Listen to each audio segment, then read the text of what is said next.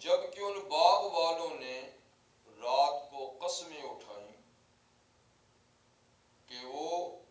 اپنے باغ اور اپنی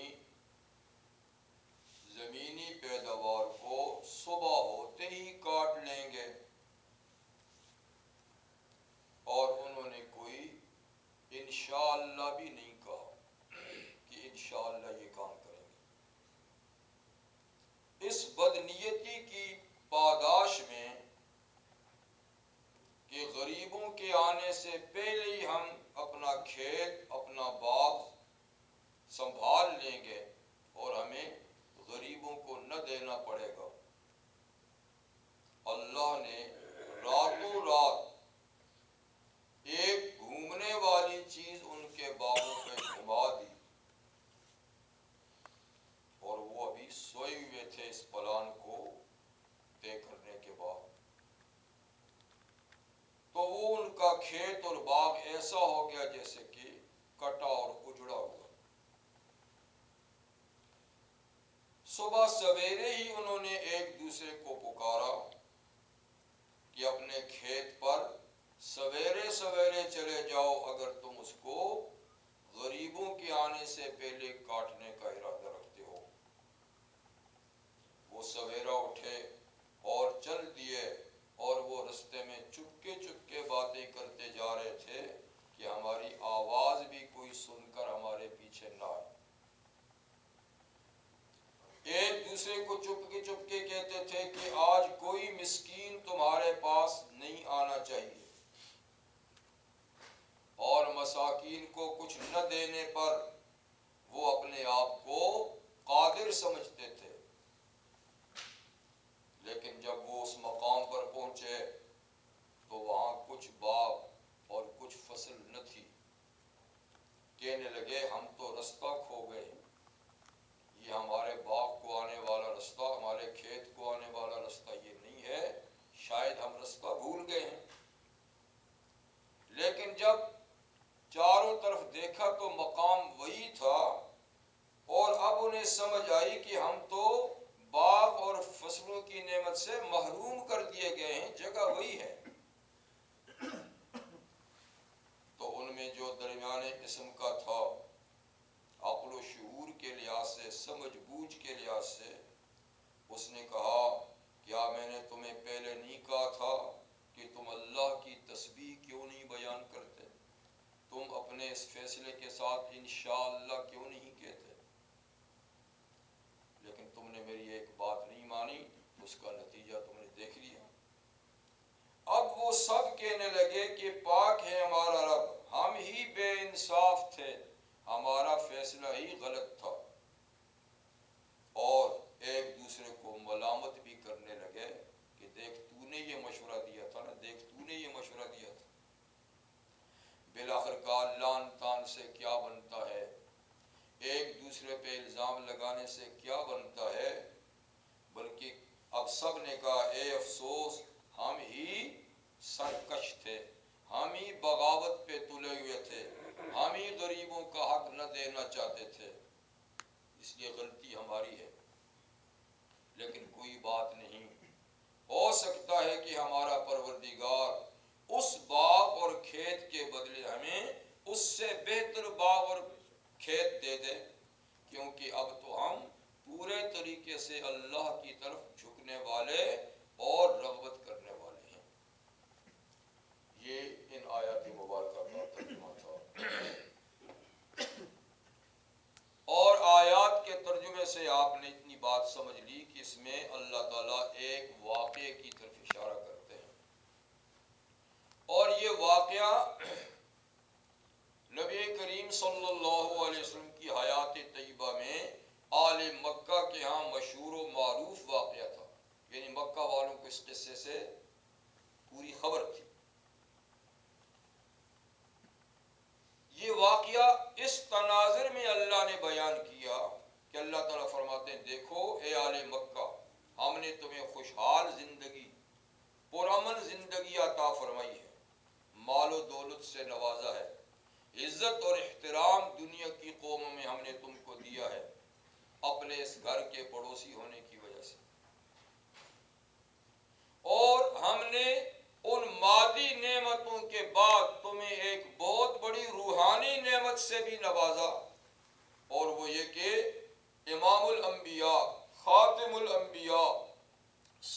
اللہ علیہ وسلم کو تمہارے اندر مبعوث کیا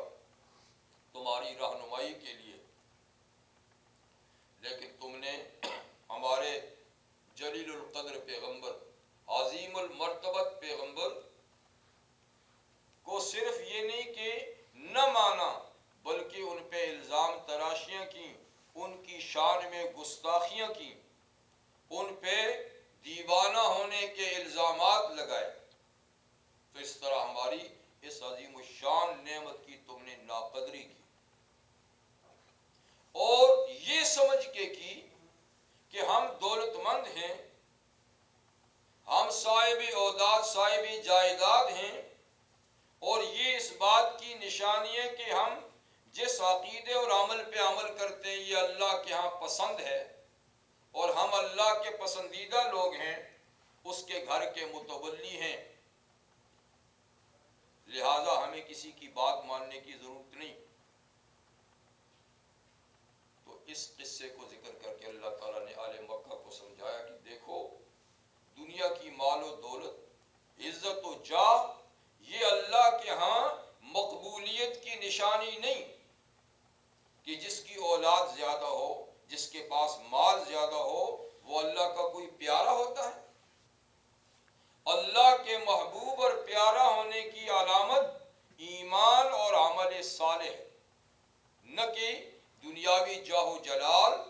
دنیاوی اقتدار اور دنیاوی مال و دولت۔ تو اللہ تعالیٰ نے اس قصے میں ان کو یہ سمجھایا کہ مال و دولت کی فراوانی، جاہ اور اقتدار دینا، یہ تو مقبولیت نہیں، امتحان ہے۔ ہم مال دے کے آزماتے ہیں، اولاد دے کے آزماتے ہیں، اقتدار دے کے آزماتے ہیں، یہ نہیں کہ جس کو دیا تو وہ ہمارے ہاں مقبول بندہ ہوتا ہے۔ تو فرمایا کہ انا بلوناہم کما بلونا اصحاب الجنہ، ہم نے مکہ والوں کو عزت اور اقتدار، مال اور دولت دے کے ایسا ہی آزمایا جیسے کہ ہم نے ان باغ والوں کو آزمایا تھا، یعنی وہ باغ والے کہ جن کے قصے سے مکہ والے باخبر ہیں، ان کو ان کا پتہ ہے۔ جنہ کثیر الاشجار، باغ کو کہتے ہیں جہاں بہت درخت ہو اور درختوں کی نیچے چیزیں چھپی ہوئی ہوں، یہ اس کا لغوی معنی ہے، اور اصطلاح میں تو جنت اس باغ کا نام ہے جو اللہ تعالیٰ نے اپنے صالح بندوں کے لیے تیار کر رکھا ہے کہ قیامت کے بعد اس بہشت بری میں اللہ تعالیٰ ان کو داخل کریں گے۔ لیکن عام معنی جنت کا باغ ہوتا ہے، اس کا اطلاق دنیا کے باغات پہ بھی ہوتا ہے۔ تو یہاں سے دنیا کا باغ مراد ہے کہ ہم نے مکہ والوں کو مال و دولت دے کر، عزت و جاہ دے کر ایسے ہی آزمایا ہے جیسے وہ باغ والوں کو آزمایا۔ باغ والے کون تھے؟ باغ کہاں تھا؟ اس بارے رحمت للعالمین صلی اللہ علیہ وسلم کی اپنی کوئی مرفوع حدیث تو نہیں ہے کہ آپ نے خود بتایا ہو کہ یہ فلاں لوگ تھے، فلاں جگہ باغ تھا۔ البتہ صحابہ کرام میں عبداللہ ابن عباس رضی اللہ عنہ، سعید ابن جبیر رحمہ اللہ فرماتے ہیں کہ یہ یمن میں ایک باغ تھا، اور بعض حضرات حبشہ میں کہتے ہیں، افریقہ میں، لیکن زیادہ تر رجحان یہ کہ یہ یمن میں تھا۔ اور یمن کا جو اس وقت دارالحکومت صنعاء، اس سے چند میل کی مسافت پر ایک مقام سروان، یہ باغ وہاں تھا۔ قرآن حکیم میں اس کو باغ ہی کہا ہے، لیکن اہل علم کہتے ہیں کہ فقط باغ نہیں تھا کہ جس میں فروٹ ہوتا ہے، پھول ہوتے ہیں، بلکہ اس کے ساتھ زرعی زمینیں بھی تھیں، قابل کاشت زمینیں بھی تھیں جس میں مختلف قسم کے اناج پیدا ہوتے تھے۔ تو گویا باغ بھی تھا اور زرعی زمینیں بھی تھیں، اور یہ اللہ کے ایک نیک بندے کی ملکیت تھی، یہ باغ بھی اور یہ زمینیں بھی۔ وہ نیک اور پارسا اللہ کے بندوں کی خبر گیری رکھنے والا بندہ تھا، اور اس کا یہ طریقہ کار تھا کہ جب بھی اس کی فصل کٹتی اور باغ پھل چنے جاتے تو کچھ نہ کچھ فصل اور باغ کے پھل غریبوں کے لیے بھی چھوڑ دیتا تھا، صفائی سے کاٹ کے نہیں لے جاتا تھا۔ اور کٹائی کے وقت جو خود گر جاتا نیچے پھل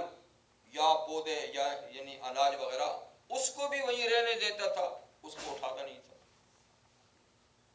اور اس وقت جب غرباء اور مساکین آ جاتے کٹائی کے وقت تو باقاعدہ ان کو بھی اس میں سے حصہ دیتا تھا۔ تو کچھ فصل اور باغ کے پھل رہنے دیتا تھا کاٹنے سے، غریب آ کر کاٹ لے، کچھ کٹا پڑا رہتا اس کو بھی چھوڑ دیتا تھا، اور باقاعدہ بھی اس میں سے ایک حصہ غریبوں کو دیتا تھا۔ اس لیے اس کا طریقہ کار تھا، اور لوگ باقاعدہ کٹائی کے دن اور پھلوں کی چنائی کے دن آتے تھے۔ ہوتے ہوتے یہ صاحب اپنے اسی عمل پر دنیا سے کوچ کر گیا، رخصت ہو گیا، انتقال ہو گیا۔ اس کے پیچھے 5 یا 3 بیٹے تھے جانشین، اور اس کے مال و دولت کے وارث۔ باپ کی وفات کے بعد انہوں نے باہم مشورہ کیا، جیسے کہ اس آیت میں انہی کا قصہ ہے، کہ ہمارے والد جب اپنے پیداوار میں ایسا عمل کرتے تھے تو ہمارا کنبہ مختصر تھا، تو ٹھیک ہے ہمارا کام بھی چلتا تھا، اوروں کا بھی چلتا تھا۔ اب ہم سب بھائی شادی شدہ ہیں، ہماری اپنی اولادیں ہیں، باغ تو اتنا ہی ہے، تو ہمارے لیے ممکن نہیں کہ ہم اس طریقہ کار پہ عمل کریں جس پہ ہمارا باپ عمل کرتا تھا۔ اس لیے ہم سارا مال اب گھر ہی میں لائیں گے، اور فقراء اور مساکین کو ہم نہیں دے سکتے۔ یہ تو شریفانہ انداز گفتگو تھا، شاید اس طریقے سے کیا ہو۔ بعض مفسرین فرماتے ہیں کہ وہ سر پھرے نوجوان تھے، جیسے آج کل بھی ہیں، کہ انہوں نے کہا ہمارے ابو تو احمق تھے، معاذ اللہ، وہ تو بے وقوف تھے جو اتنا اپنا سرمایہ غریبوں کو یوں ہی دے دیتے تھے۔ یہ سارا بھی ہمارے پاس اکٹھا ہوتا تو آج ہم اور زیادہ دولت مند ہوتے، خوشحال ہوتے، لیکن چلو اپنی زندگی میں جو انہوں نے کیا سو کیا، اب ہم ایسا نہیں کریں گے، بڑے سمجھدار ہیں جی۔ تو ہم تو اپنی زمین اور باغ کی پیداوار میں سے کسی کو بھی کچھ نہیں دیں گے، اور ساری کی ساری کٹائی کرنے کے بعد گھر میں لائیں گے۔ تو شریفانہ انداز ہو تو وہ، اور احمقانہ انداز ہو تو یوں۔ بہرحال انہوں نے آپس میں مشورہ کیا کہ جو بھی صورتحال ہے، اب باپ کے طریقہ کار پہ ہم عمل نہیں کریں گے، اور کسی غریب کو اس میں سے کچھ نہیں دیں گے۔ ہمارا اپنا باغ ہے، اپنی محنت کرتے ہیں ہم، اس لیے سارے مال کے ہم ہی حقدار ہیں۔ لیکن دوسری طرف سے کچھ شرم و حیا کی پاسداری بھی تھی، کہ جب ہم فصل کی کٹائی یا باغ کی چنائی کے لیے جائیں گے تو حسب سابق غریب تو آئیں گے، اب وہاں ان کو ڈانٹ ڈپٹ کے واپس کرنا یہ بھی ایک اچھی بات نہیں، لہذا کوئی ایسی صورت اختیار کرنی چاہیے کہ غریبوں کو کچھ دینا بھی نہ پڑے، اور یہ کہ غریبوں کے ساتھ اس قسم کی گفتگو کی نوبت بھی نہ آئے۔ تو طے یہ ہوا، اذ اقسموا لیصرمن مصبحین، آپس میں بھائیوں نے قسمیں اٹھائیں کہ اب کہ ہم اپنے باپ اور فصل کو صبح سویرے، صبح ہوتے ہی کاٹ لیں گے۔ اور یہ بات اتنے پکے انداز سے کی کہ ولا یستثنون، استثناء بھی نہ کی، استثناء کہتے ہیں انشاءاللہ کہنے، یعنی انشاءاللہ بھی نہ کہا۔ اگر معاملہ اللہ کی مشیت پہ ڈال دیتے تو پھر جو بھی نتیجہ ہوتا ہے ان پہ الزام نہ ہوتا، کیونکہ ہم نے تو اللہ کی مشیت اور مرضی پہ ڈالا تھا۔ اور مسئلہ یہ ہے کہ اللہ تعالیٰ قرآن حکیم سورہ کاف میں فرماتے ہیں نبی کریم صلی اللہ علیہ وسلم سے کہ وَلَا تَقُولَنَّ لِشَيْءٍ إِنِّي فَاعِلٌ ذَلِكَ غَدًا إِلَّا أَن يَشَاءَ اللَّهُ، کہ محمد صلی اللہ علیہ وسلم کسی کام کے بارے میں یہ مت کہیں کہ کل میں یہ کر دوں گا، مگر اس کے ساتھ انشاءاللہ کہیں۔ ہر آنے والے کام کے بارے میں انشاءاللہ کہا کرے، اللہ کی مرضی ہوئی، منشا ہوئی تو یہ کام کر لوں گا۔ لیکن انہوں نے انشاءاللہ نہیں کہا۔ اور استثناء کا ایک مطلب یہ بھی ہے کہ کسی کو اس چیز سے الگ کر دینا، مستثنا کر دینا، یعنی اس کو الگ کر دینا۔ یہ معنی بھی ہو سکتا ہے کہ ولا یستثنون، انہوں نے استثناء نہیں کیا غریبوں کے حق کا کہ ان کا حق ان کو دیں گے، بلکہ سارا مال خود ہی لینے پر انہوں نے آمادگی ظاہر کی پکے طریقے سے۔ اللہ کو یہ ادا پسند نہ ہے، ان کے باپ کی ادا اللہ کو پسند ہے، اس لیے وہ باغ ہمیشہ ہرا بھرا، کھیت ہرے بھرے اور ہمیشہ مال و دولت سے لدے رہتے تھے۔ یہ ان کی ادا اللہ کو پسند نہ آئی کہ دیکھو زمین میری، بیج میرا، جی سورج چاند میرے، بارش میں برساتا ہوں، زمین کی تہوں میں چھپے ہوئے بیج کو کوپر کی شکل میں نکالتا ہوں، گرم سرد ہواؤں سے اس کو میں بچاتا ہوں، پودے کی شکل میں دیتا ہوں، اور پودے پہ پھر پھل یا اس کے اوپر اناج میں لگاتا ہوں، میں پکاتا ہوں، اس کو ضائع ہونے سے بچاتا ہوں، اور پھر یہ میرے نام پر میرے ہی بندوں اپنی سوسائٹی کے غریبوں کو نہیں دیتے، تو یہ ظالمانہ اقدام ہے، اللہ کو یہ ادا پسند نہ آئی۔ انہوں نے رات کو یہ فیصلہ کیا قسم اٹھا کر کہ واللہ کسی غریب کو کل ہم اپنے باغ اور کھیت سے کچھ نہیں دیں گے، اور غریبوں سے بچنے کے لیے صبح سویرے ہی جا کر کٹائی کریں گے۔ اللہ نے راتوں رات فیصلہ کر دیا کہ میں ایک دانہ تمہیں نہیں دوں گا، پھلوں سے لدا ہوا باغ، جی اور اناج سے بھرپور کھیت، راتوں رات فطاف علیہا ربک فطاف علیہا طائف من ربک وهم نائمون، وہ یہ فیصلہ کر کے سو رہے تھے کہ اللہ کی طرف سے ایک عذاب آیا اور ان کی پورے باغ اور ان کی پوری فصلوں کو اجاڑ کے رکھ دیا، فاصبحت کالصریم، جیسے کہ وہاں کچھ تھا ہی نہیں۔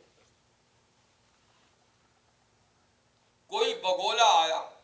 کوئی گرم یا سرد ہوا چلی جس سے بالکل کوئی چیز نہیں رہی۔ ان کو پتہ ہی کہ کیا ہوا، صبح سویرے اندھیر منہ اٹھے، وہ ہم یتخافتون، اور چپ کے ایک دوسرے سے بات کرنے لگے کہ اٹھو سویرا ہو گیا ہے اور پو پھٹنے سے پہلے پہلے باغ میں پہنچ جاؤ، غربا کے پہنچنے سے پہلے پہلے پہنچ جاؤ، اور آہستہ آہستہ بات کرتے ہوئے جاؤ کہ کوئی سن نہ لے اور ہمارے پیچھے نہ آ جائے۔ چل دیے، دیکھا تو وہاں باغ نہیں تھا، کھنڈرات تھے،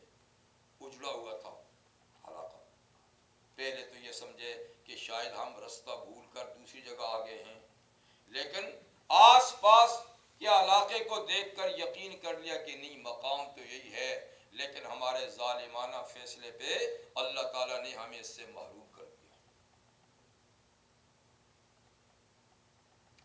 ان میں سے ایک بھائی درمیانہ،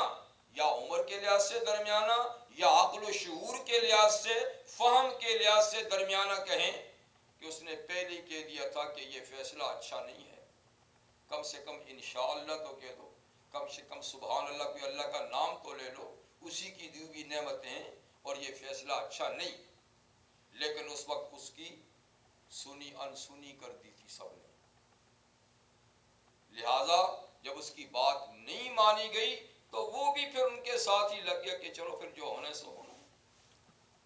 تو اس سے یہ معلوم ہوا کہ اگر کوئی آدمی کسی کی غلطی پہ روک ٹوک کرے اور وہ اس کی روکنے ٹوکنے سے نہ رکیں اور پھر یہ ان کا ساتھی ہی بن جائے تو عذاب میں یہ بھی مبتلا ہوتا ہے۔ یعنی کہ روک ٹوک کرتا ہے اور نہیں مانتے تو کم سے کم الگ تو ہو جانا، لیکن روکنے کے بعد کہ چل یہ کرتے تو میں بھی ساتھ ہوں، تو پھر یہ بھی مبتلا عذاب ہوگا۔ بہرحال اس نے کہا میں نے پہلے تمہیں خبردار کیا تھا، تم نے میری بات نہیں مانی۔ تو اب وہ ایک دوسرے پہ الزام لگانے لگے کہ تو نے مشورہ دیا تھا، تو نے مشورہ دیا تھا، تو نے مشورہ دیا تھا، اور بالآخر طے ہوا کہ نہیں، ہم سبھی قصوروار تھے۔ توبہ کی سچے دل سے اللہ کی طرف راغب ہوئے تو اللہ نے فیصلہ بدل دیا۔ اس لیے کہ بندہ جب گناہ کرتا ہے اور گناہ پر سچے دل سے نادم ہوتا ہے، پشیمان ہوتا ہے، تو اللہ نہ صرف گناہ کو معاف کر دیتے ہیں بلکہ نیکی سے بدل دیتے ہیں۔ الا من تاب وآمن وعمل عملا صالحا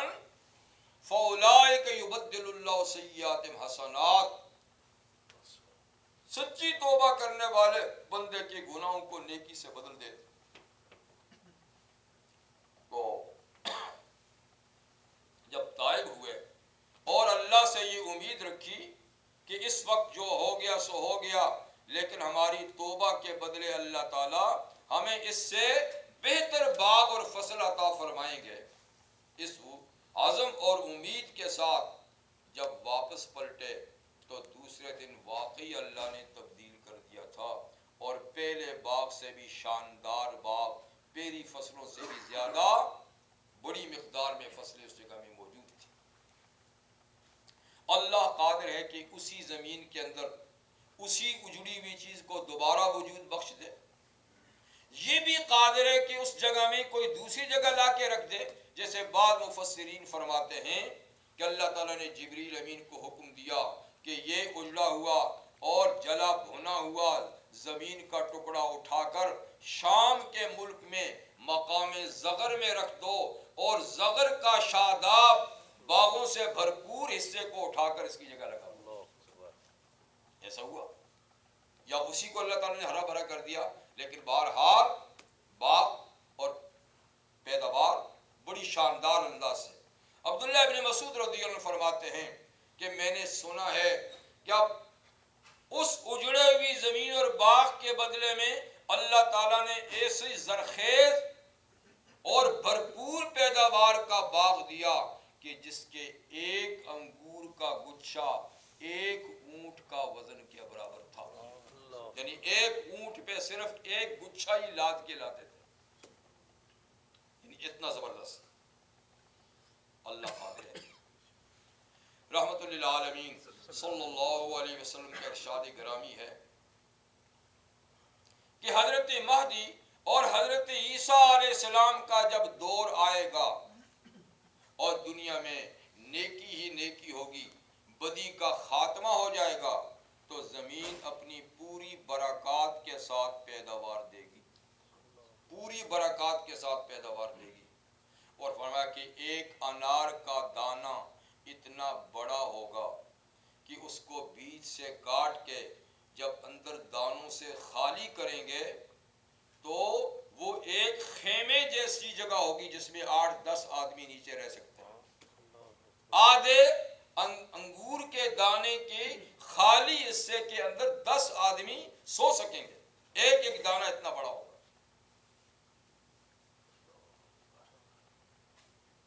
امام ابو داؤد سجستانی رحمہ اللہ،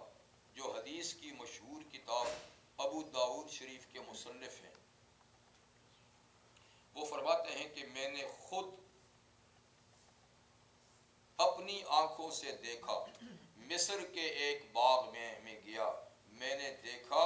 کہ ایک تر تو جانتے ہیں، پنجابی تو جانتے ہیں، نہیں جانتے، تر یہ کوکمبر کی طرح ہوتی ہے لیکن یہ لمبی اور پتلی سی ہوتی ہے، جی ہاں جی،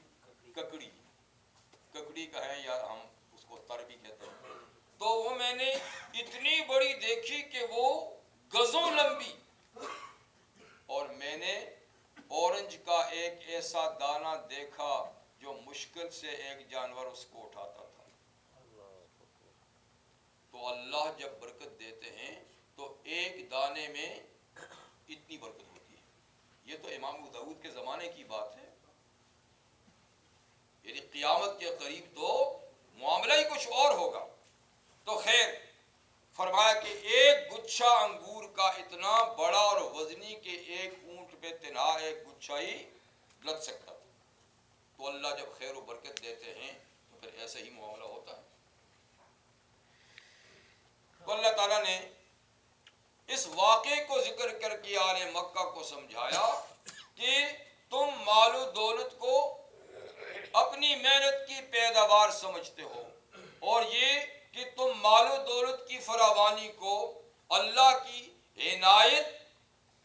اور مقبولیت کی نشانی سمجھتے ہو، حالانکہ مال و دولت یا اولاد یا عزت و جاہ جو دنیا میں ملتا ہے تو یہ صرف امتحان ہوتا ہے۔ ان اکرمکم عند اللہ اتقاکم، اللہ کے ہاں عزت کا مدار صرف خدا خوفی ہے، تقوی ہے، نیکی ہے، اخلاص ہے۔ جو زیادہ مخلص ہے، زیادہ متقی اور پرہیزگار ہے، اللہ کے ہاں وہ مقبول ہے، چاہے اس کے پاس دنیاوی عیش و عشرت کا سامان ہے یا نہیں۔ آپ کو یہ بات شاید معلوم ہو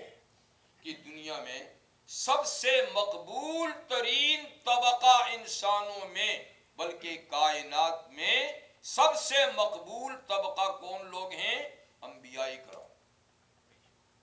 اور انبیاء کرام کی اکثریت ایسی رہی ہے کہ جس کے پاس دنیاوی مال و اسباب نہ ہونے کے برابر رہا ہے۔ اکثر انبیاء کرام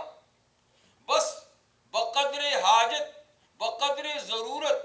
بقائے حیات کے طور پہ ان کو دنیا ملی، ورنہ وہ دنیا کی ان نعمتوں سے محروم رہے، اس لیے کہ اللہ تعالیٰ کیا اس کی کوئی حیثیت نہیں۔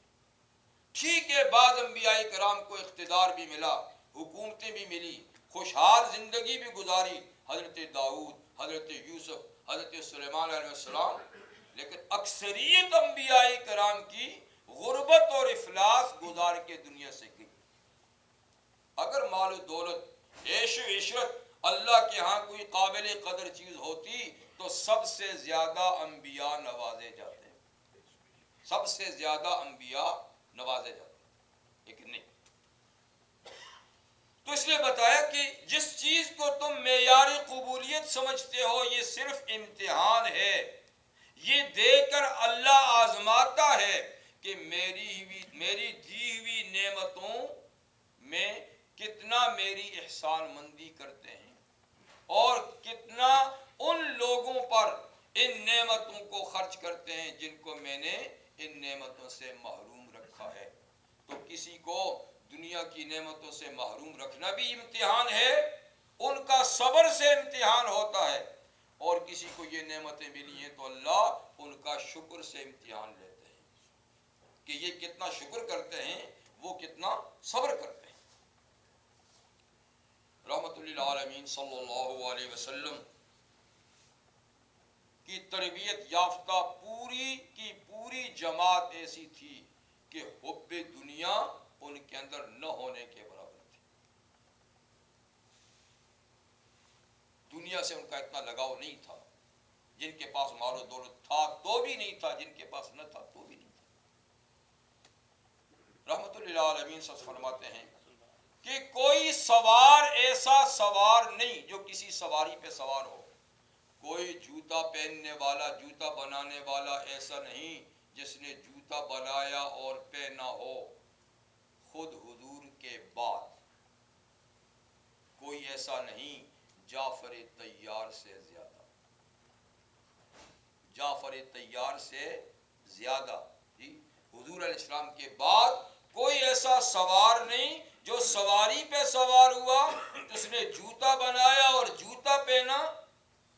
حضور صلی اللہ علیہ وسلم کے بعد جعفر طیار اس میں ایک مثال تھے،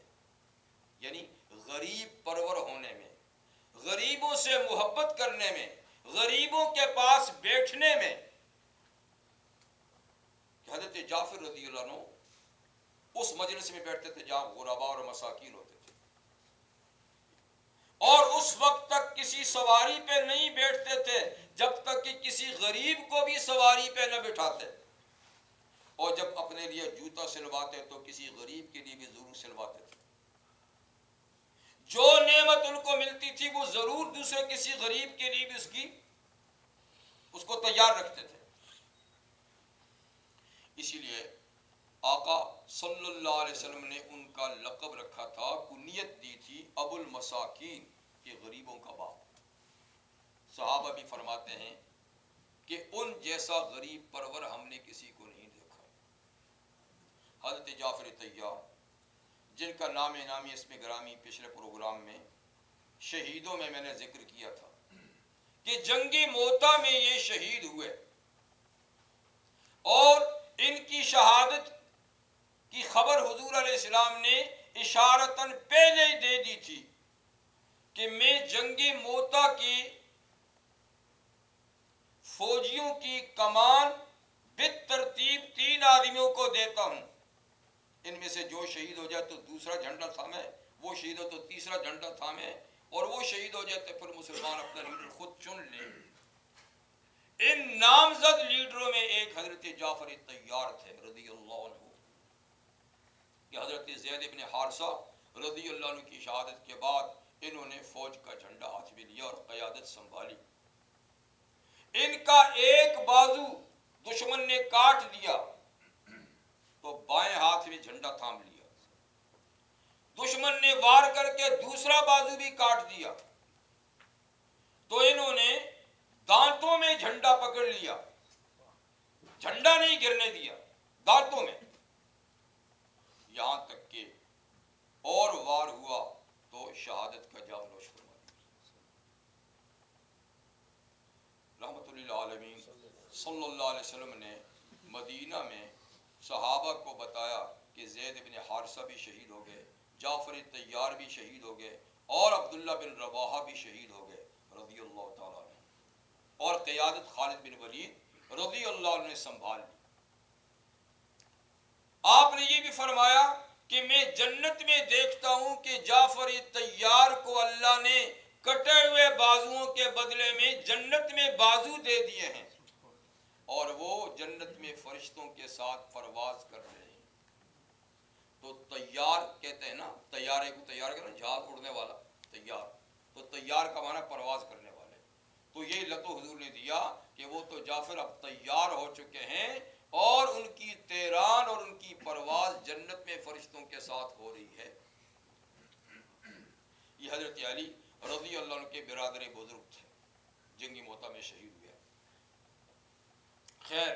یہ اتنے غریب پرور تھے کہ حضور نے فرمایا میں نے اپنے بعد جعفر طیار سے زیادہ کوئی غریب پرور نہیں دیکھا، کہ جب اللہ ان کو کوئی نعمت دیتے تو اس نعمت کو استعمال کرنے سے پہلے کسی غریب کو بھی وہ نعمت سے ہمکنار کر دیتے۔ خواتین اسلام میں یہ کنیت حضور صلی اللہ علیہ وسلم نے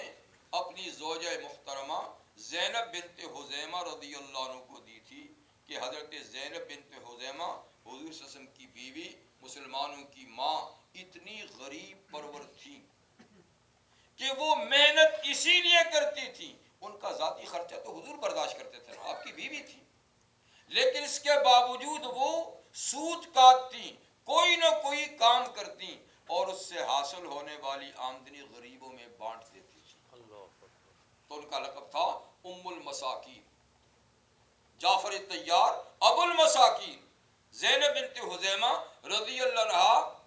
ام المساکین، غریبوں کی ماں۔ بہرحال نعمتیں اللہ کی طرف سے ہوتی ہیں، اس میں انسان کا کمال، انسان کی جد و جہد عامل نہیں ہوتی۔ اللہ فرماتے ہیں وَمَا بِكُم مِّن نِّعْمَةٍ فَمِنَ اللَّهِ، تمہارے پاس جو نعمت ہے وہ اللہ کی طرف سے ہے، اللہ کی دی ہوئی ہے۔ تمہارا وجود ہے، وجود میں، جسم میں ان گنت اللہ کی ایسی نعمتیں ہیں کہ ساری دنیا خرچ کر کے بھی وہ نعمت نہ مل سکے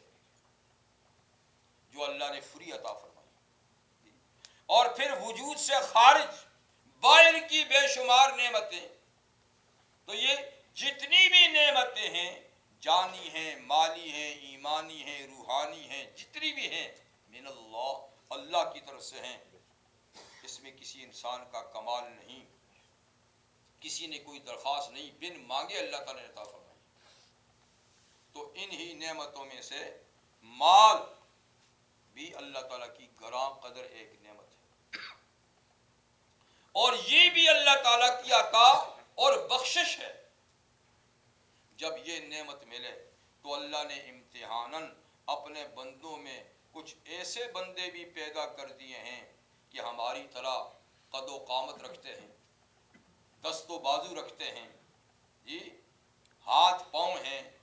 محنت مزدوری کرتے ہیں، لیکن اس کے باوجود ان کا گزرے وقت بڑا تنگ ہوتا ہے۔ ایک طرف اللہ نے یہ نعمت اتنی فراوانی سے دی ہوتی ہے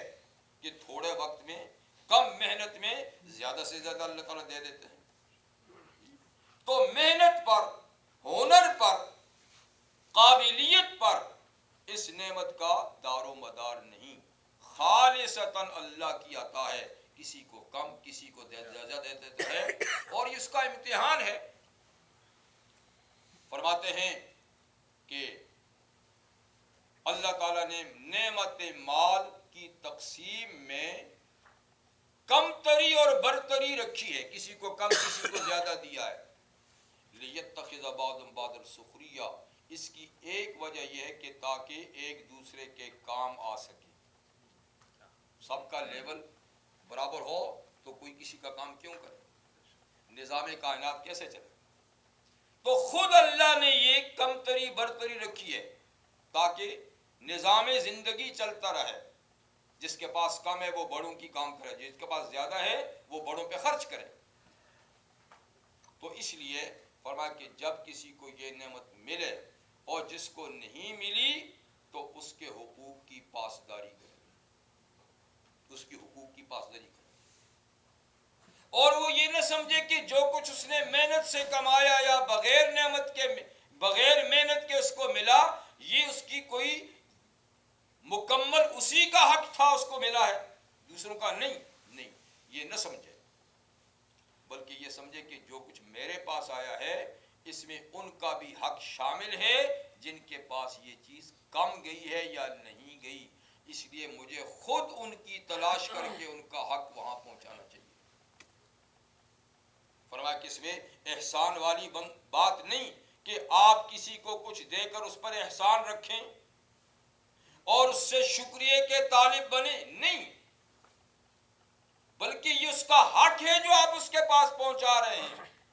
اور جب وہ اپنا حق وصول کر لے تو تمہیں شکر ادا کرنا چاہیے کہ الحمدللہ فلانے کا میرے پاس حق تھا، میں نے حقدار کو پہنچا دیا۔ یہ نہیں کہ تم اس سے اس کی امید رکھو کہ میرا شکریہ ادا کرے۔ فرماتے اللہ تعالیٰ وَفِي أَمْوَالِهِمْ حَقٌّ لِلسَّائِلِ وَالْمَحْرُومِ، اور لوگوں کے مال میں مانگنے والوں اور نہ مانگنے والے مستحقین کا حق ہے۔ حق کیا ہوتا ہے؟ یعنی جو چیز کسی کے ذمے قانوناً لازم ہو جائے اس کو کہتے ہیں رائٹ اور حق۔ اللہ فرماتے ہیں کہ غریبوں کا امیروں کے مال میں حق ہے، ہم نے یہ تھوڑا سا دیا ہی ان کا ان کے پاس ہے کہ ان کے ہاتھ سے ان کو دلاؤ، ورنہ میں اپنے دستی قدرت کو بھی تو غریب کو دے سکتا تھا، لیکن میرا مقصد یہ تھا کہ یہ اس کا حق اس کے ہاتھوں اس کو ملے تاکہ یہ ایک دوسرے کے احسان مند ہوں، ایک دوسرے کے دل میں پیار ہو، الفت اور پیار ہو، ورنہ ڈائریکٹ بھی تو اللہ تعالیٰ دے سکتے ہیں۔ لیکن کافرانہ نظریہ یہ ہے، اور بدقسمتی سے ہم میں سے بھی بعض نے یہ نظریہ اپنا لیا ہے کہ جس کو خدا نہ دے اس کو میں کیوں دوں، جس کو اللہ نہ محروم رکھے میں کیوں اس کو دوں۔ یہ کافرانہ نظریہ ہے۔ سورہ یاسین شریف میں اللہ تعالیٰ فرماتے ہیں کہ جب کافروں سے کہا جاتا ہے ان کو دو، ان کو کھلاؤ، اس نعمت سے محروم ہیں، تو وہ جواب میں کیا کہتے ہیں؟ لو شاء اللہ اطعمہ، اللہ چاہتے تو خود ہی کھلاتے، ہم کیوں دیں؟ تو بھائی یہ بات نہیں ہے،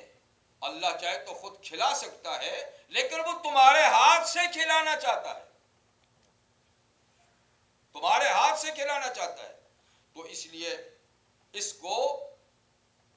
اللہ تعالیٰ نے حق فرمایا، اور دوسری آیت میں فرماتے ہیں آتی ذل قربا حقہ والمسکین، دیکھو قریبی رشتہ داروں کو ان کا حق دو، بھیک نہیں ہے، بھیک نہیں ہے، ان کا حق ہے۔ قریبی رشتہ دار اگر مالی نعمت سے قدرے محروم ہیں اور تمہارے پاس زیادہ ہے تو یہ ان کا حق ہے جو ہم نے تمہارے پاس جمع کیا ہے، یہ حق ان کو دو۔ اور قریبی رشتہ دار کیا ہی والمسکین، اور جتنے بھی غریب لوگ ہیں جو محنت کے باوجود اپنی ضروریات پوری نہیں کر سکتے، ان کا بھی تمہارے مال میں حق ہے، ان کو دو۔ وابن السبیل، مسافر کا بھی تمہارے مال میں حق ہے، اس کو دو۔ یتیم کا بھی حق ہے، اس کو دو۔ ضرورت مند کا بھی حق ہے، اس کو دو۔ تو اللہ یہ نہیں فرماتے کہ تم ان پر دے کر احسان کرو، اگر دے کر احسان کرو گے تو نیکی ہی چلی جائے گی، ضائع ہو جائے گی۔ احسان مت رکھو، ان کا حق سمجھ کے دو، ان کو تلاش کر کے ان کا حق دو۔ یہ ایک ایسا خیر و برکت کا عمل ہے کہ دیا تو آپ نے دوسرے کا حق، لیکن اللہ تعالیٰ پھر تمہیں بھی برکتوں سے نوازیں گے۔ وما انفقت من شیء فهو یخلفہ، تم جو چیز بھی رائے خدا مستحق پہ خرچ کرو گے وہ کم نہ ہوا، فهو یخلفہ، اللہ اس کے بعد اس کا نائب، اس کا خلیفہ، اس کا جانشین اور تمہیں دے گا۔ جتنا تم خرچ کرو گے اتنا ہی نہیں بلکہ اس سے زیادہ بہتر اللہ تمہیں دے گا۔ تو بہتر کی تلاش میں تو ماشاءاللہ ہم ہیں ہی ہیں، اور ہم چاہتے ہیں کہ ایک کی جگہ دو اور دو کی جگہ چار اور چار کی جگہ 8 ہمیں ملے۔ اللہ تعالیٰ فرماتے ہیں ٹھیک ہے محنت سے بھی یوں دوں گا، لیکن اس کا دوسرا طریقہ یہ ہے کہ جب اصحاب حقوق کے حقوق دو گے تو میں پھر کئی گنا کر کے تمہیں دوں گا، کئی گنا کر کے تمہیں دوں گا۔ حق تعالی شانہ جا بجا قرآن حکیم میں یہ حقیقت ہمیں سمجھاتے ہیں کہ ہر نعمت کی طرح جو مالی نعمت ہے یہ اللہ تعالیٰ کی خاص عطا ہے اور اللہ کے دینے سے ہی ملتی ہے۔ جب ایک چیز کسی نے دی ہو اور وہ کہے کہ اس کو خود بھی استعمال کر لیکن اس کو فلاں فلاں کو بھی دے، اب وہ آدمی ساری رکھ لے اور فلاں فلاں کو نہ دے، تو آپ ہی بتائیے کہ یہ کیسا آدمی کہ چیز تیری نہیں تجھے کسی نے دی ہے، اور دینے والے کا احسان ہے کہ کہتا ہے سارا مت دے کچھ تو بھی رکھ، لیکن اتنا اتنا فلانے کو بھی دے۔ اب اس میں بخل کرنا کہ میں نہیں دیتا یہ کوئی شرافت کی بات ہے کہ رذالت کی بات ہے؟ بھئی پرائی چیز ہے، اس نے دینے کے لیے کہا کیوں نہیں دیتا؟ تو قرآن حکیم میں اسی کو فرمایا وَمِمَّا رَزَقْنَاهُمْ يُنْفِقُونَ، اور اللہ کے نیک بندے اس مال میں سے رزقناہم جو ہم نے ان کو بطور رزق کے دیا، جو ہم نے ان کو دیا خرچ کرتے ہیں۔ یہ نہیں کہا کہ اپنا مال خرچ کرتے ہیں، اپنی چیز دیتے ہیں، فرمایا ہم نے جو ان کو دیا۔ ایک جگہ فرماتے ہیں وَآتُوهُمْ مِن مَّالِ اللَّهِ الَّذِي آتَاكُمْ، لوگو اس مال میں سے مستحقین کو دو جو اللہ نے تمہیں دیا ہے، تمہارا اپنا نہیں ہے۔ مگر ہم نے وہ نظریہ اپنا رکھا ہے جو مومنانہ نظریہ نہیں، کافرانہ نظریہ ہے۔ کافروں کا نظریہ کیا ہے کہ مال دینے میں اللہ کا کوئی کام نہیں ہے، یہ ہماری محنت کا، ہماری سمجھ کا نتیجہ ہے۔ ہم نے محنت کی، ہماری سمجھداری تھی، ہمارا طریقہ تھا کہ ہم نے اتنا کمایا۔ اللہ تعالیٰ دنیا کے ایک بڑے سرمایہ دار کا ذکر فرماتے ہیں قرآن حکیم میں، قارون، کہ قارون جس کو اللہ تعالیٰ نے بے شمار دولت عطا فرمائی تھی اور دولت کے بعد اللہ تعالیٰ نے اس میں سے غریبوں کے حقوق زکوٰۃ کے بارے میں کہا کہ اس میں سے 1/4 بطور زکوٰۃ کے دے. قارون کا سرگرمی 1/4. ہم تو 2.5% دینے میں گھبراتے ہیں. 1/4 اس نے کہا یہ تو بڑا مشکل ہے, اتنے دوں زکوٰۃ میں. تو اس نے وقت کے پیغمبر حضرت موسیٰ علیہ السلام پر الزام تراشی کی, اور ساتھ میں اس نے کہا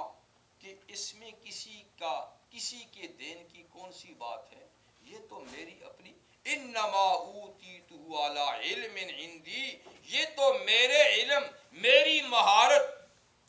کا ثمرہ ہے, نتیجہ ہے, اس میں کسی کو دینے کی کیا بات ہے. اس کو سمجھائے کہ نہیں, تیری مہارت نہیں, تجھ جیسے ماہر اور بھی موجود ہیں, سمجھدار اور بھی موجود ہیں, کمائی کے اسباب ہاتھ پاؤں ان کے پاس بھی ہیں, جو تجھے زیادہ ملا ان کو کم ملا تو معلوم ہے کہ دینے والا کوئی اور ہے. احسن کما احسن اللہ الیک, اے قارون جیسے اللہ نے تجھے دولت دے کے تیرے ساتھ احسان کیا, تو بھی اس کے بندوں پہ خرچ کر کے احسان کر. حل جزاء الاحسان الا الاحسان, نیکی کا بدلہ نیکی ہوتا ہے. کل اللہ نے تجھ پہ تیرے ساتھ احسان کیا تو تو اس کے بندوں کے ساتھ احسان کر. تو اس نے کہا احسن اللہ کا کیا معنی ہے, انما اوتیت علی علم عندی, مجھے تو میرے علم کی وجہ سے ملا ہے, میری کاوش کی وجہ سے ملا ہے, میں بڑا سمجھدار تھا اس لیے مجھے ملا ہے. خیر اللہ نے سمجھایا کہ نہیں, یہ اللہ کا احسان ہے, تیری سمجھداری کی بات نہیں. حضرت شعیب علیہ السلام مدین والوں کے پاس تشریف لائے تو علاوہ کفر و شرک کے ان میں تجارتی بددیانتی بھی تھی. تاجر لوگ تھے اور تجارت میں بددیانتی کرتے تھے, اور پیمانے سے لیتے اور پیمانے سے دیتے, ایک پیمانے سے لیتے دیتے نہیں تھے. تو شعیب علیہ السلام فرمایا کہ دیکھو ایسا مت کرو, لین دین میں انصاف کرو, جس ترازو سے, جس باٹ سے, جس پیمانے سے لیتے اسی سے دیا بھی کرو, اپنا جائز منافع رکھو. تو انہوں نے شعیب علیہ السلام سے کیا کہا, ما نفقہ, شعیب آپ کیسی باتیں کرتے ہیں, یہ تو ہماری سمجھ میں نہیں آتی, یہ مال تو ہمارا اپنا ہے, ہم کسی کو کم دیں کسی کو زیادہ دیں, کسی سے کم لیں کسی سے زیادہ لیں, یہ تو ہمارا اپنا ہے, ہمیں اس میں اختیار ہے, دے نہ دے, کم دے زیادہ دے. تو دیکھا نظریہ کیا پیش کیا کہ ہم اس میں خود مختار ہیں, یہ ہماری اپنی کمائی ہے, اپنی محنت کا ثمرہ ہے.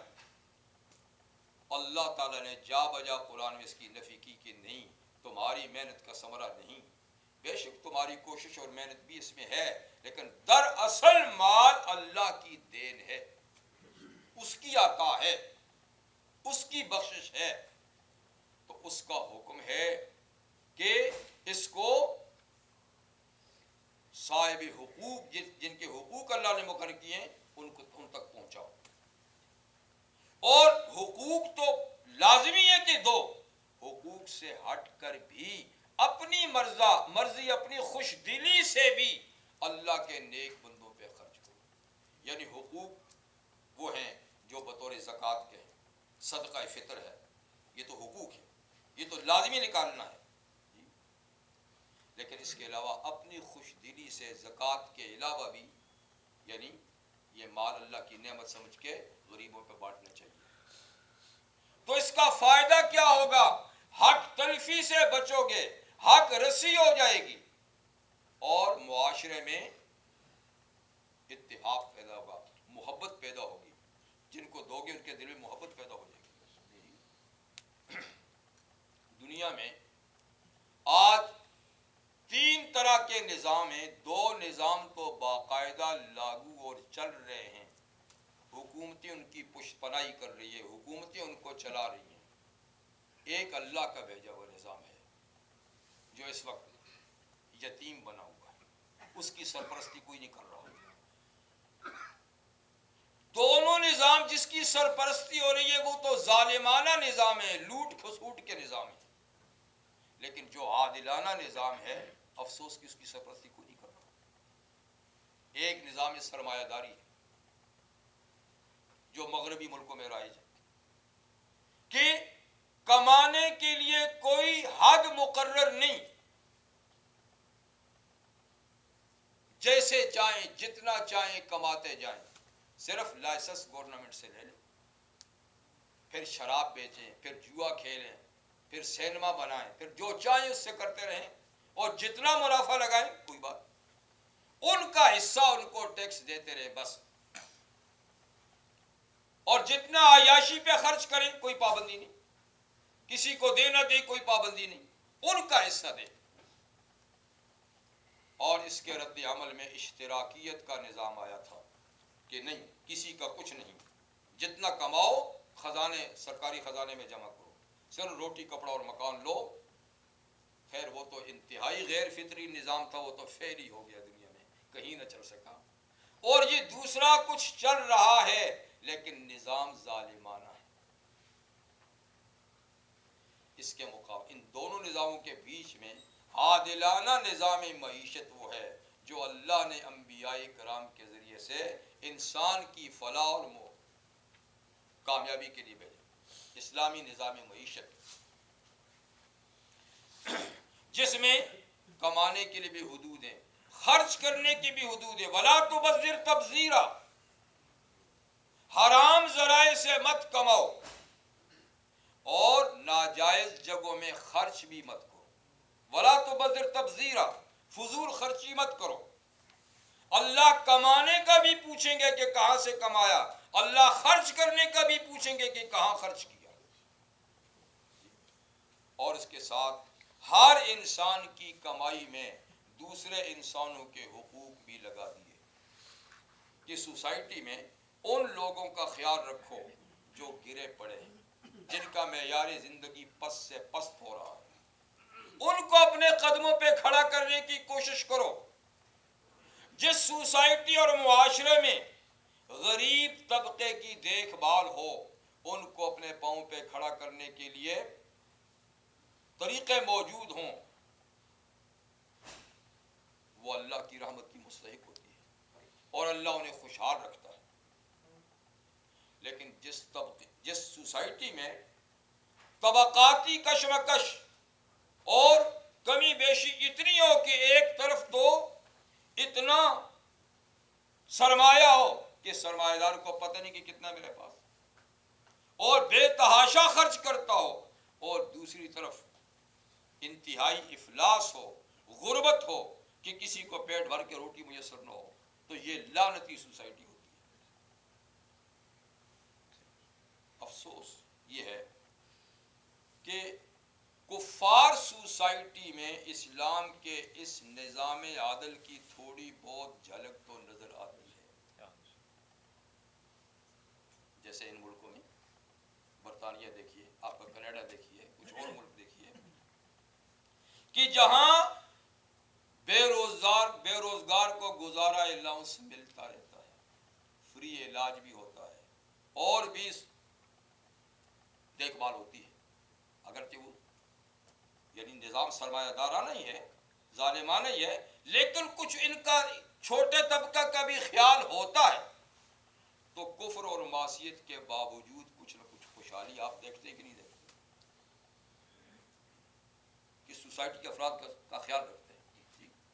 اور جو اس نظام کو لائے اور آج بھی ہم اس نظام کے حامی تصور کیے جاتے ہیں، علم بردار سمجھے جاتے ہیں، ہمارے ہاں معیار زندگی ذرا دیکھیے، ایک طرف وہ طبقہ ہے کہ جس کی دولت کا ٹھکانہ ہی نہیں، اور ایک طرف وہ طبقہ ہے کہ جو بلک رہا ہے۔ کیا ہم اس کو صالح معاشرہ کہہ سکتے ہیں؟ کیا ایسی صورت میں اللہ کی رحمتیں نازل ہو سکتی ہیں؟ نہیں۔ اگر اللہ کی رحمت کے طالب ہیں اور چاہتے ہیں کہ اللہ تعالیٰ کی رحمتوں کا نزول ہو، تو بندگان خدا پر ہمیں نظر کرنی ہوگی، ان کے حقوق، ان کی ضروریات کا خیال کرنا ہوگا۔ کم سے کم میں کہتا ہوں اگر صحیح طریقے سے زکوٰۃ ہی وصول کر کے غریبوں میں ٹھیک تقسیم ہو جائے تو اتنا تفاوت نہ رہے جو اس وقت ہے۔ صرف زکوٰۃ، باقی چھوڑیے، لیکن بدقسمتی سے زکوٰۃ جمع بھی ہوتی ہے اور تقسیم بھی ہوتی ہے، لیکن کہاں جاتی ہے کوئی پتہ نہیں۔ تو بھائی، اللہ کا ایک مقدس مہینہ، مبارک مہینہ، نیکیوں کے لیے موسم بہار، رمضان المبارک کا مہینہ آ ہی رہا ہے، اور انشاءاللہ شاید اگلا جمعہ ہم رمضان المبارک ہی کا پڑھیں گے۔ ایسا وقت اللہ نے لایا ہے ہمارے اوپر کہ جس میں جو نیکی کاشت کریں گے وہ کئی گنا زیادہ فصل دے گی، کئی گنا زیادہ اجر دے گی۔ تو ہمیں چاہیے کہ اس مبارک مہینے کے لیے کچھ بیج تیار کریں، کچھ بیج تیار کریں کہ جوں ہی وہ مقدس مہینہ آئے تو ہم اس میں نیکی کا بیج ڈالیں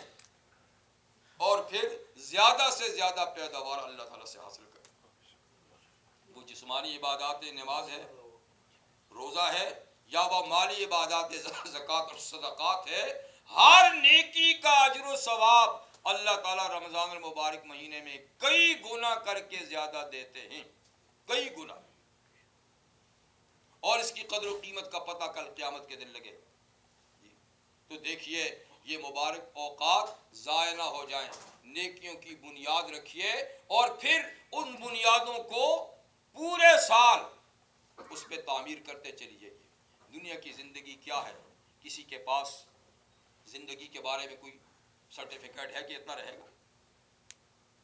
کیا پتہ کہ ہم رمضان تک بھی پہنچ سکتے ہیں یا نہیں، اور بخیر و عافیت اس کو گزار سکتے ہیں یا نہیں۔